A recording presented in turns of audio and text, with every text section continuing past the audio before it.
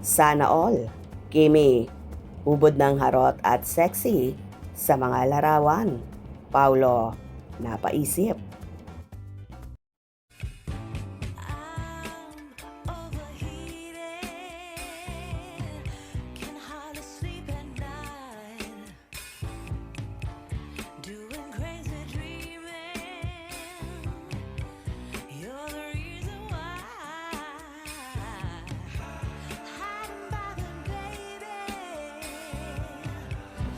Binulabog ng lindol sa Cebu ang taping ni Kim Chiu at Paolo Avellino nitong Martes ng gabi. Sa latest post ni Kim, sinabi nga niya na okay naman sila. Okay naman kami, live na live. Meron kayong teaser din bukas, October 1. Sabi pa ni Kim sa video na pinost niya. Okay naman po kami. Live na live. Meron tayong teaser drop bukas.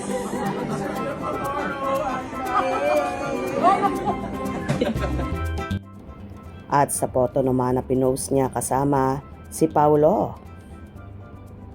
Pati ang mga staff ng serye nila. Sinabi rin niya na medyo blurred lang. May afternoon shock pa ata ang phone ko sa lindol. Nagpasalamat naman ang mga Kimpo fans na safe ang mga iniidolo nila. Pero syempre malungkot din ang marami dahil sa nangyari sa Cebu na may mga namatay at may mga nawasak na establishment. Salamat at ligtas kayo, lahat ng mga fanay. Anyway, nabulabog din ang Kimpaw fans dahil sa pasilip na eksena, pictures ng Kimpaw sa The Alibay. Kasi naman kitang-kita ang kakaibang role ni Kim na ubod ng harot at sexy ha.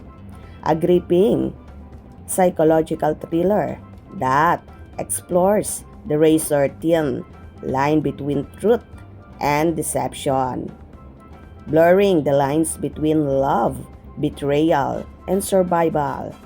The Alibay is set against the backdrop of power, privilege, and hidden sins, with shocking twists at every turn.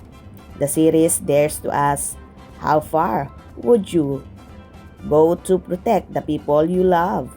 And what truth would you be willing to bury? Description pa sa bagong serye na ito ng Kimpaw. Well, una ngang mapapanood ang The Alibay sa Prime Video na sa halagang 149 pesos per month nga ay marami ka na ring mapapanood na kakaibang kwento. Well, bongga talaga ang Kimpaw. Halos lahat naman ng solid Kimpaw ay so excited na sa The Alibay na for sure daw marami na naman ang manunood at mag-hit na naman ito sa platform kung saan ito ipapalabas. Hope you enjoyed. Please subscribe for more info.